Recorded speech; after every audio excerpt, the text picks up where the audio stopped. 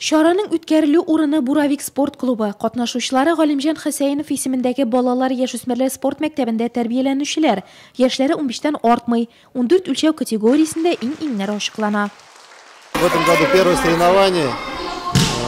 В дальнейшем мы хотим выступать, уже будем выступать на чемпионатах Республики Татарстан, на Кубке и различных других соревнований. Это как будет отборочный к республиканским соревнованиям турнир. Грек-Рим көрәше һәм бил алышып көрәшү, аларның техникасы аерыла. Беренчесенең асылы билгеле айрым алымнар белән көндәшеңне келәмгә аркасы белән яткыру һәм тотып тору. Көрәш вакыты 2 минуттан артмый, периодлары исә 2.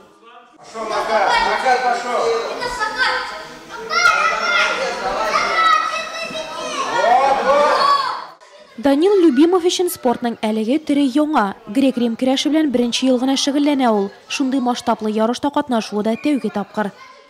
Я начал заниматься борьбой, потому что борьба нужна для самообороны. Яшүсмернең спортның әлеге төрен сайлау очраклы түгел икән. У меня папа тоже занимался борьбой, но спортом он занимался, я тоже пошел по его стопам. Бүген Данил өчен аның әнисе Жан ата, башка әти-әниләр белән бергә ул көрәш келәменнән күзендә алмый. Ребенок с таким удовольствием, с таким желанием ходит на тренировки. Наш тренер тоже очень такой хороший, сильный, можно сказать, человек. Просто так бы тоже мы ребенка бы не отдали. А почему он решил ходить именно на эту деятельность? У нас папа занимался несколько лет вольной борьбой. Поэтому его никто не принуждал, он сам принял инициативу ходить именно в это русло. Көрәш кызганнан кыза бара, минутлар санала, вакытка сыйышмаганда хөкемдарлар җирәбә уздыра, басып та, партерда да, ятып та көрәшәләр спортчылар. Иң мөһиме көндәшеңне аркасына яткыру һәм тотып тору. Алымнар баллы шкала буенча билгеләнә, тарафдарлар да дулкынлана.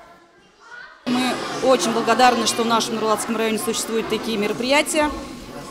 Будем тренироваться, будем достигать вершины и наши цели. Быелгы уку елында әлеге ярышлар беренче. Җиңүчеләр киләчәктә республика дәрәҗәсендәге турнирларда катнаша алачак. Шулай да Грек-Рим көрәшен ничек популярлаштырырга?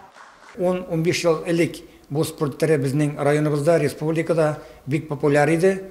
Тик әкертен генә бу спорт төреннән янга тайпылдык. Күбесенчә инде безнең национальная борьба, көрәш секциясе, һәм инде дзюдо, самбо көрәше популяр булса, менә шул ук вакытта быел балалар җыйдык. Шушы спорт төрен арттыру буенча, аның инде асылы нәрсәдә, шулай ук безнең Грек-Рим көрәше башлап җибәреп яшь балаларны, һәм инде ул балаларны национальный видларга тарту буенча да шундый планнарыбыз бик зур. Ярышлар тәүге булса да дәвамлы булырга охшаган. Катнашучыларның күплеге яшүсмерләр күзләрендәге очкын шул хакта сөйли.